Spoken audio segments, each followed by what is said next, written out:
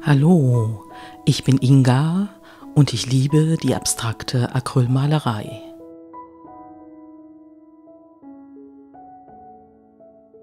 Was ich euch heute nicht zeige, ist die Rakeltechnik.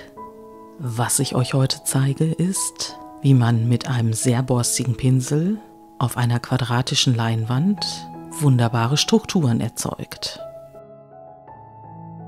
Ich liebe es ja ansonsten mit meinem Flachpinsel, der sehr feine Haare hat, zu malen. Damit schaffe ich immer sehr schöne Übergänge, kann Farben sehr gut verblenden und ich mag das ganz einfach, wenn dann die Leinwand oder meine Hintergrundbemalung wie aus einem Guss aussieht.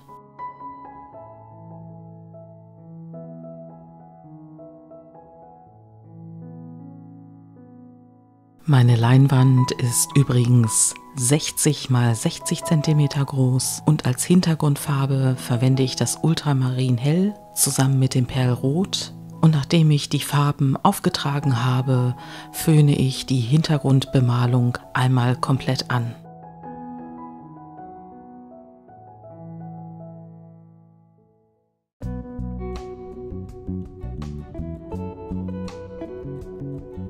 Die Wahl dieses Pinsels, der die borstigen Haare hat, war jetzt nicht zufällig. Ich wollte einmal etwas anderes machen und mich sozusagen von meiner Herangehensweise ein bisschen verändern und auch etwas Neues ausprobieren.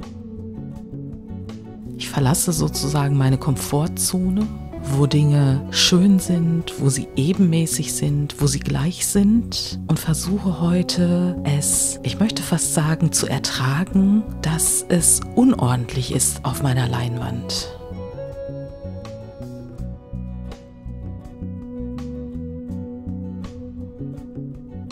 Ich bewundere das bei anderen Künstlern sehr häufig, dass sie wilde Pinselstriche machen, dass sie Farben ineinander übergehen lassen, dass sie Farben nicht richtig mischen und das sieht sehr schön aus.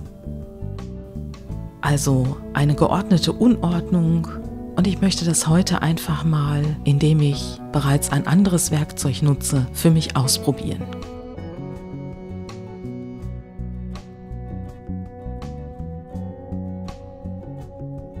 Bei der Rakeltechnik trage ich die Acrylfarbe schon recht dick auf die Glättkelle auf und ihr könnt hier anhand der verwendeten Farben, das ist einmal das Neapelgelb Hell, das Persisch und das Hellrosa und das Azogelb Mittel einfach sehen, dass der Farbauftrag viel dünner ist, dass dadurch deckende Farben auch eher transluzent sind und ich die darunterliegenden Schichten auch noch wahrnehmen kann.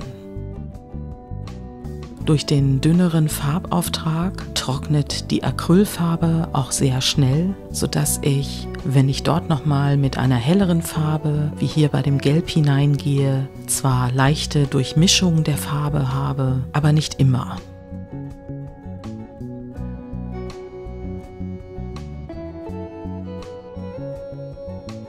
Meine Pinselbewegungen sind heute großzügiger und auch schneller und ich setze sie auch, ohne großartig darüber nachzudenken.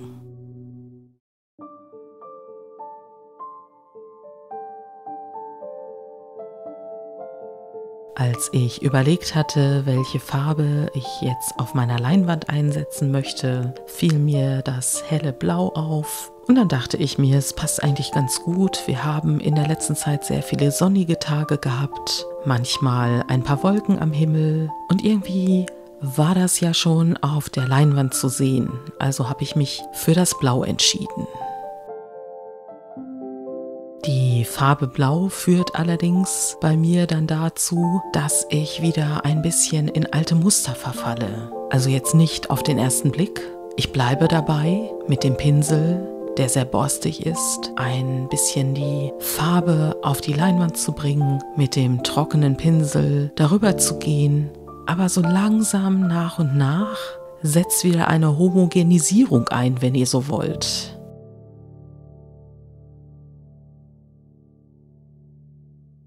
Also mein Inneres, was durch mein Architekturstudium sehr darauf bedacht ist, präzise zu sein, auf Details zu achten, etwas schön zu machen, Perspektiven einzuhalten. Das ist natürlich im Unterbewusstsein verankert und lässt sich nicht so einfach zurückdrängen. Auf den ersten Blick finde ich, dass mir das anfangs bei diesem Bild ganz gut gelungen ist, wirklich gegen meine innere Überzeugung zu arbeiten. Aber es schleicht sich dann immer etwas in den Vordergrund und das möchte Dinge harmonisch gestalten. Es möchte sie schön gestalten, im weitesten Sinne, was auch immer schön ist. Und das werdet ihr dann jetzt feststellen, wenn ich nach und nach die Farben auftrage, dass ich letzten Endes 3 Bilder haben werde. 1, was diese Strukturen verfolgt, dieses borstige, etwas unruhige.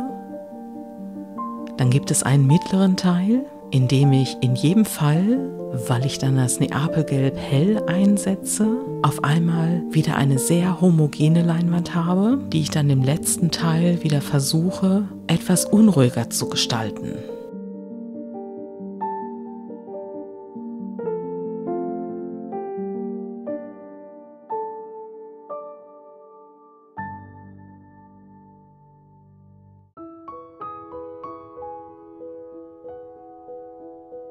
Ich hoffe, ihr könnt meine Gedankengänge nachvollziehen, dass das für mich teilweise wirklich schwierig ist, gegen meine angelernte Überzeugung zu arbeiten.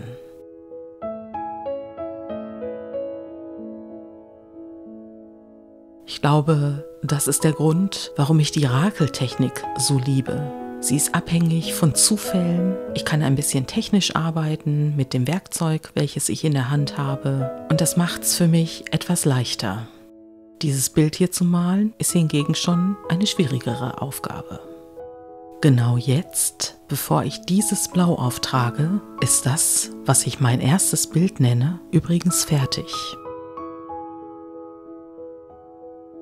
Ich hätte also definitiv jemanden haben müssen, der mich jetzt vom Arbeitstisch weggenommen hätte und gesagt hätte, schau mal, was du da hast. Es ist völlig anders als das, was du sonst machst. Und mach doch mal eine Pause.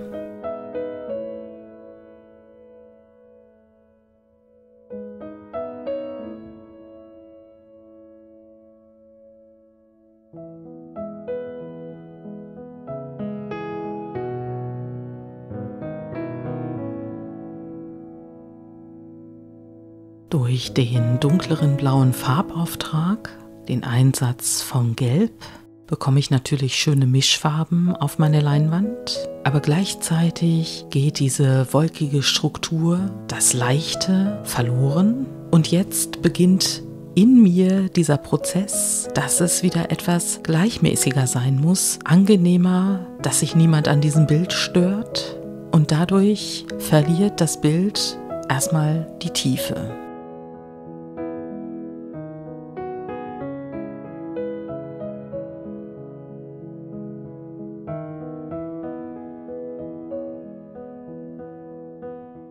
Ich versuche das jetzt etwas zu umgehen, indem ich jetzt größere Kreise auf meine Leinwand male.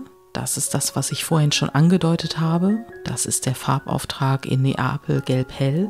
Aber dadurch wird das ganze Bild wieder in eine Ebene zurückgesetzt. Und ich spüre, dass mich diese Gleichmacherei auf meiner Leinwand unzufrieden macht.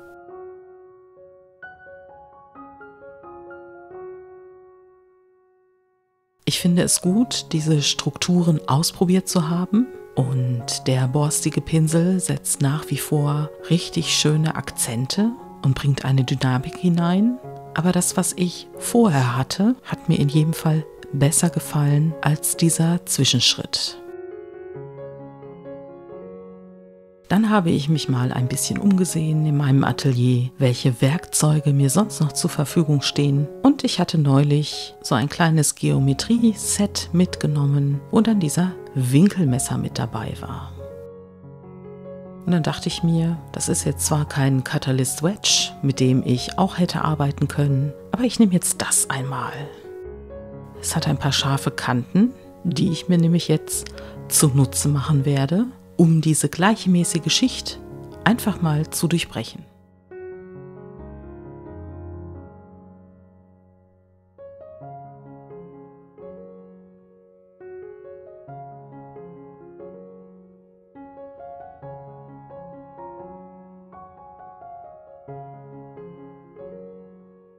Mit diesem Werkzeug zu arbeiten, mich durch ein paar Schichten zu kratzen und diese homogene Leinwand zu zerstören, hat richtig viel Spaß gemacht. Es wirkte auf mich befreiend, dass ich jetzt nicht mehr diese gleichförmige Oberfläche habe, sondern tatsächlich zeigen kann, dass auch etwas, was Spuren trägt, durchaus von Schönheit sein kann.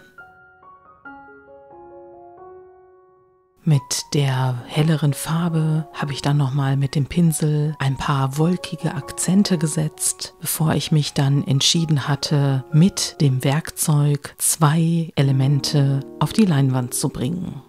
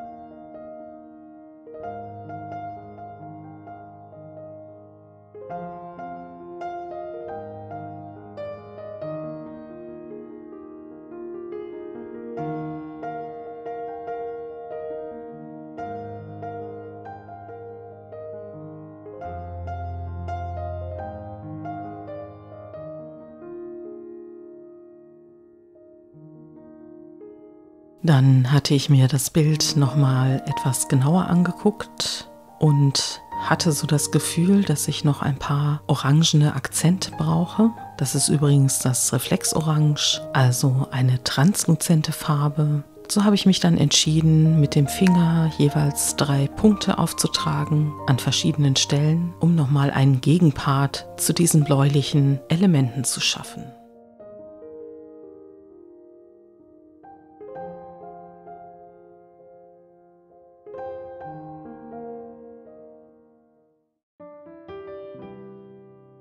Dann zeige ich euch das Bild einmal näher und schwenke meine Kamera über das Bild, sodass ihr sehen könnt, was für schöne Strukturen alleine der Pinsel hinterlassen hat. Dann mein Winkelmesser, mit dem ich stellenweise die Farbe abgekratzt habe und mit dem ich auch zum Schluss die blauen Akzente aufgetragen habe. Ich bin tatsächlich auf eure Meinung gespannt, wie ihr dieses Bild betrachtet, denn meiner Ansicht nach ist es dadurch besser geworden, indem ich das Gleichförmige bewusst zerstört habe, um eine Tiefe und eine andere Gewichtung auf dem Bild zu schaffen. Die Verwendung des warm-kalt-Kontrastes und gleichzeitig der Kontrast von 2 Komplementärfarben spielt bei diesem Bild natürlich auch eine Rolle.